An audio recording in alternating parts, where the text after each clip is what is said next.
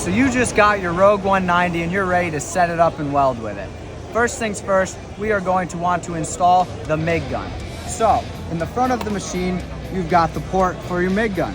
You're gonna stick that in there and you're gonna make sure it's all the way in, nowhere else for it to go. Then you're gonna come on the inside where you have your tightened screw.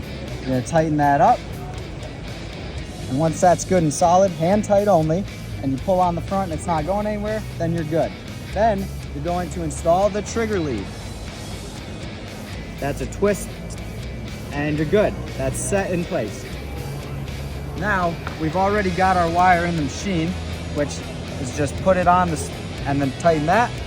And we're gonna take our wire, we're gonna clip the end of this, and then we're gonna feed it through.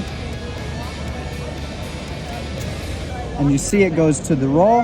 We're gonna put it right through there, and then we're gonna lock down. Then, make sure your tip and your nozzle are off, and then we can jog the wire with this little lever inside the machine. You can see that's gonna feed the wire, and we'll wait for it to come out the other end.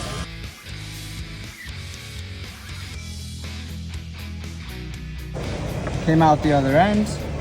We're gonna put our contact tip on and our nozzle, tighten those down, clip our wire, and you're ready to weld.